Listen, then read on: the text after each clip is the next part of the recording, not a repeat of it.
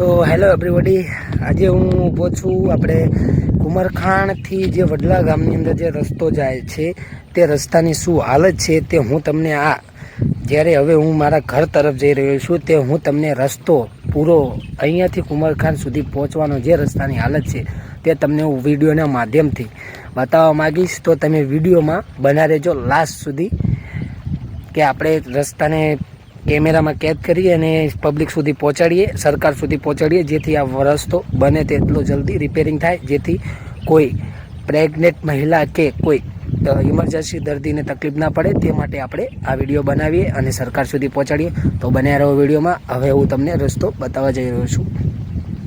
તો જેમ કે મિત્રો મેં તમને કીધું હતું કે વિડીયોમાં આગળ બન્યા રહો. આપણે પૂરા રસ્તાનું નિરીક્ષણ આપણે આ વિડીયોમાં કરવાનું છે, જ્યાં જ્યાં રસ્તો તૂટ્યો છે. તો મિત્રો આ રસ્તો હાલ 2 મહિના પહેલાં જ હજુ બનાવવામાં આવેલો છે. તો આટલામાં તો હજુ રસ્તો બરાબર છે, કારણ કે આ લખતર તાલુકો લાગે છે. જેમ આપણા વિરંગામ તાલુકાની હદ ચાલુ થશે એમ હું તમને આગળ તમને વિડીયોની અંદર બતાવતો જઈશું કે રસ્તાની શું હાલત થઈ છે. તો તમે વિડીયોમાં બન્યા રહો અને આપણે આગળ જાણીએ કે રસ્તો કેટલો ખરાબ છે.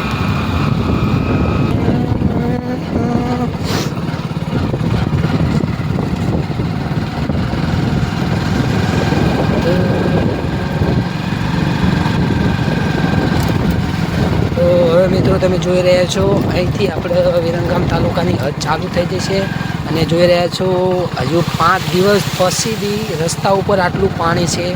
તો જો આ રસ્તાના ખાડાઓ, તો 5 દિવસ પહેલાં જ્યારે વરસાદ 2 દિવસ અખંડ ચાલુ રહ્યો ત્યારે કેટલું પાણી હશે.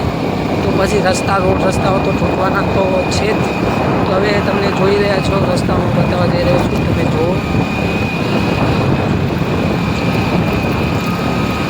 મિત્રો, આ આપણે વિરંગામ તાલુકાની હદનો રસ્તો આવી ગયો. જે તમે થોડી મિનિટ સેકન્ડો પહેલાં જોયું તે આપણે લખતર તાલુકાનો વડલાના શ્યામાળાનો રસ્તો હતો. હવે આ તમે જોઈ રહ્યા છો આપણે વિરંગામ તાલુકાના કુમારખાંડ તરફ જતો રસ્તો. તો જુઓ અને વિડીયોને નિહાળો. આપણે લાસ્ટ સુધી બન્યા રહેજો વિડીયોમાં. અને વિડીયો સારો લાગે તો મારી ચેનલને સબસ્ક્રાઈબ કરવાનું ભૂલતા નહીં અને બને તેટલું આ વિડીયોને શેર કરો, જેથી સરકાર જલ્દીથી જલ્દી આ રસ્તો નવો બનાવી આપે અને જેથી કોઈ ઇમરજન્સી કેસ હોય હોસ્પિટલનો તે લોકોને તકલીફ ના પડે. જેમ કે કોઈ મહિલા, આપણી બેન દીકરી પ્રેગ્નેન્ટ હોય, ગર્ભવતી હોય તો તેને તકલીફ ના પડે. તે માટે આપણે આ વિડીયો બને તેટલો સરકાર સુધી પહોંચાડો. તો જુઓ મિત્રો, તમે આ હવે જેમ બને તેમ કેટલો રસ્તો ખરાબ આવે છે. જુઓ મિત્રો, તમે કેટલા ઘસા આવી રહ્યા છે. હવે તમે મિત્રો એ કેટલો વિચાર કરો કે કોઈ આપણી બેન દીકરી જો પ્રેગ્નેન્ટ હોય અને આપણે અહીંયાથી તેને કુમારખાંડ સરકારી દવાખાને જો ડિલિવરી માટે લઈ જવાના હોય તો આ ખાડા ખડિયાની અંદર તે બેનને કેટલી તકલીફ પહોંચે તે તમે એકવાર મનથી વિચારો.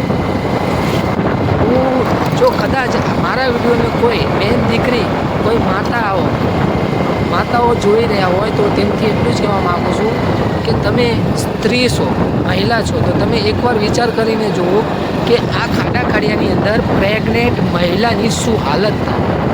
જુઓ મિત્રો, આ તો હજુ નાના ખાડા છે. હવે જુઓ કેટલા મોટા ખાડા આવ્યા. તો બન્યા રહો મિત્રો.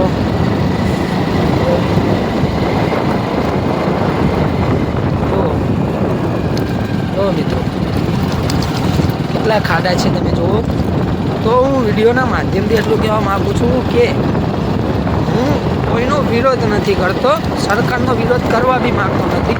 બસ સરકાર સુધી મારો આટલો સંદેશ પહોંચાડવા માગું છું કે આ રસ્તાને બને તેટલો તમે જલ્દીથી નવા રસ્તામાં પરિવર્તન કરો, જેથી કોઈ મહિલા પ્રેગ્નેન્ટ હોય, કોઈ દર્દી ઇમરજન્સી કેસ લઈને અહીંથી જવાનું હોય તો કોઈ દર્દી અધવચ્ચે મૃત્યુ ના પામે, કોઈ મહિલાને પ્રેગ્નન્સીમાં તકલીફ ના પડે. તે માટે હું સરકારથી એટલી અપીલ કરવા માગું છું કે આ રસ્તાને બને તેટલો જલ્દીથી નવનિર્વૃત્ત કરવામાં આવે, નવા નિર્માણમાં બનાવવામાં આવે, જેથી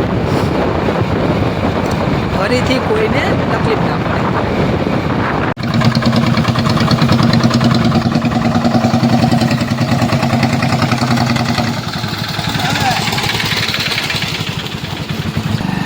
તો મિત્રો જે તમે આ જોયું કે એક માણસ આવી રહ્યા હતા અને બે સગડા આવી રહ્યા હતા, તો તમે જોયું એની અંદર હું બોલી ના શક્યો કારણ કે બાઇક ચલાવવામાં બીજી હતો.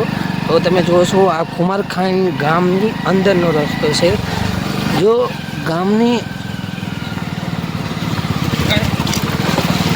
અંદર જ આવી હાલત હોય તો ધન્ય છે આ ગામના સરપંચને, ધન્ય કહેવાય આ ગામના લોકોને કે આ બધું બરદાસ્ત કરી રહ્યા છે.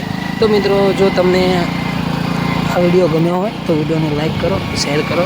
અને થોડું હું મારા ફેસથી તમને કહેવા માગું છું, તો વિડીયોમાં બન્યા રહો.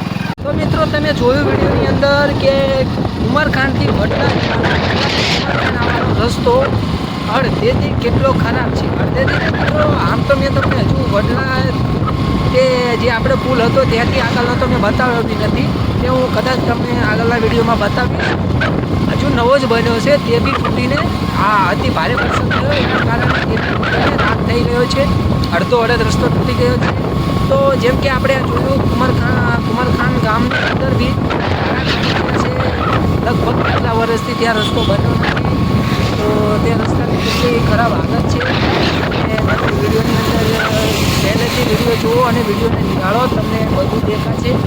અને જો મારો આ વિડીયો સારો લાગ્યો હોય તો હું વિરંગામના ધારાસભ્ય શ્રી હાર્દિક પટેલ એન્ડ એમને એટલી જ કહેવા માગું છું કે કુમારખાનની અંદર હજુ સુધી કોઈ રોડ રસ્તાના સારા કામ થયા નથી. તો જલ્દીથી જલ્દી રોડ રસ્તાના કામ સારા થાય એવી હું તમથી